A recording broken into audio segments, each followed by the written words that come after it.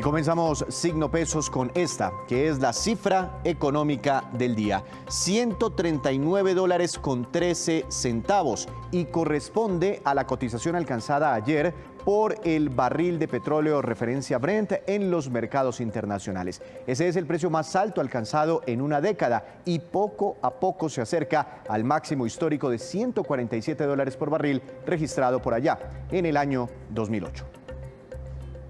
Y es que el precio del petróleo cada vez más elevado es apenas una de las consecuencias que ha tenido sobre los mercados la guerra en Ucrania. También las bolsas, las divisas, las materias primas, otras materias primas y hasta las criptomonedas siguen enfrentando sacudidas muy fuertes en las últimas horas. Para analizar todo este panorama quiero saludar al doctor José Ignacio López. Él es el director de Investigaciones Económicas de Corfi Colombiana. Doctor López, buenas noches, bienvenido a Signo Pesos. ¿Cómo le ha ido?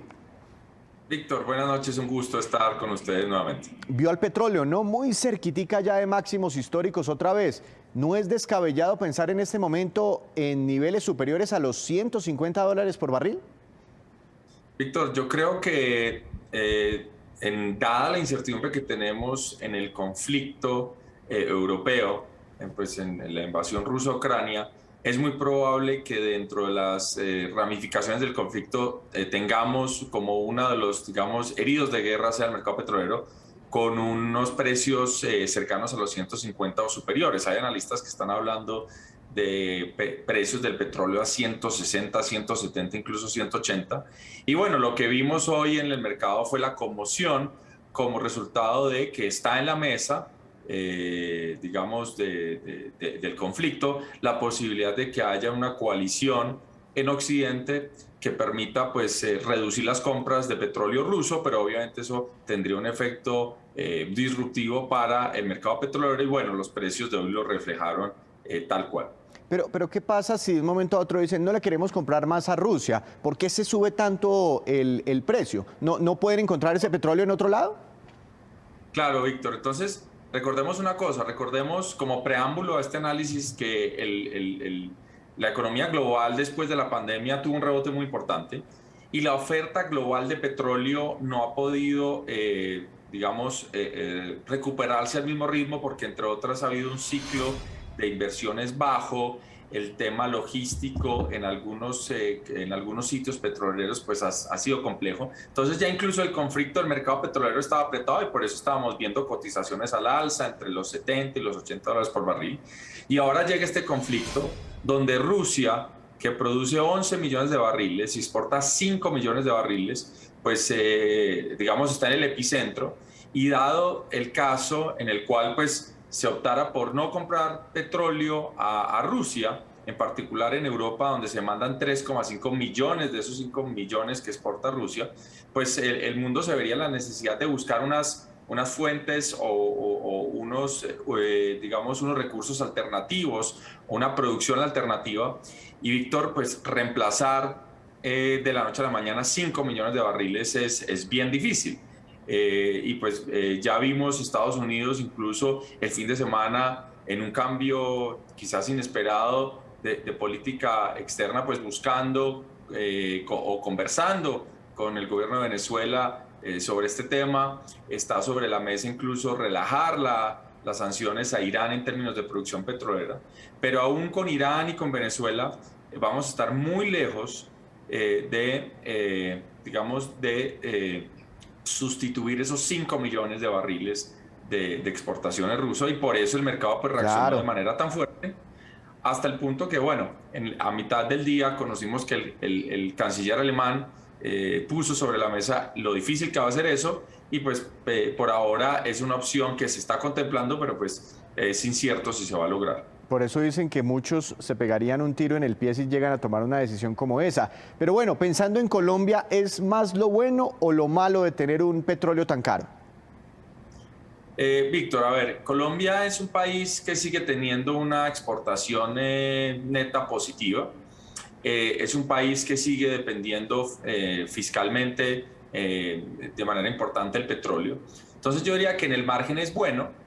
Porque pues a pesar de que no somos el gran país productor de petróleo, porque recordemos que hoy nuestra producción pues se ha venido reduciendo, estamos cercanos a los 140.000 barriles día, y de esos quizás estamos exportando unos 400.000. Entonces no somos la gran potencia petrolera, pero en el margen pues nos favorece las finanzas públicas. Ese es el lado bueno de la moneda. El lado malo es que pues el aumento de los precios a nivel internacional va a presionar otras materias primas, va a presionar los costos de transporte, y pues ya tenemos una presión inflacionaria que estamos viendo, y esto le va a agregar literalmente gasolina a esa candela, y pues ese va a ser el lado adverso, y es que pues los consumidores van a seguir experimentando un aumento en los precios de los bienes que consumen.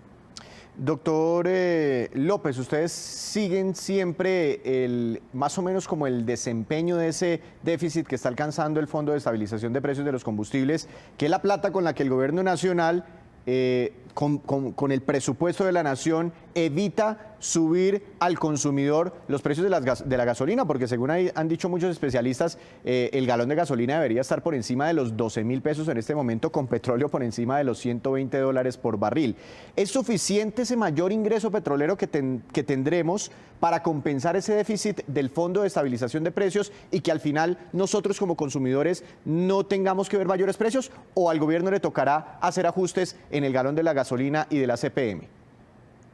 A ver, Víctor, como nosotros logramos exportar más digamos, es una fracción un poco mayor lo que exportamos que el consumo doméstico, sigue siendo cierto que un aumento del precio del combustible internacional mejora las finanzas públicas, a pesar de que crea esta cuenta alterna donde el gobierno pues se compromete a subsidiar de facto el consumo de los hogares digamos, de todos aquellos que estamos tanqueando. Entonces, sigue siendo cierto que las cuentas fiscales son positivas, pero es una cuenta grande. Y bueno, habría que tener la discusión en el país si el tamaño de esos recursos que estamos utilizando pues son los adecuados. En una discusión difícil, porque está claro que pues, en un momento de inflación, por ejemplo, pensar que vamos a subir la gasolina puede ser bien complicado, porque ya la gente siente que su bolsillo está apretado. Pero pues hacia adelante, y sobre todo pensando en cómo está diseñado el Fondo de Estabilización de Precios del Combustible, pues sí habría que pensar en otros mecanismos alternos para quizás tener la discusión si nos queremos como país gastar todo ese dinero, que este año pueden ser fácilmente 12 billones de pesos, en un subsidio al consumo de los combustibles, o si queremos ir reduciendo ese monto, y pues eso implicaría pues un esfuerzo adicional cada vez que tanqueamos los carros en las estaciones. Doctor López, dos preguntas en una muy rápidas.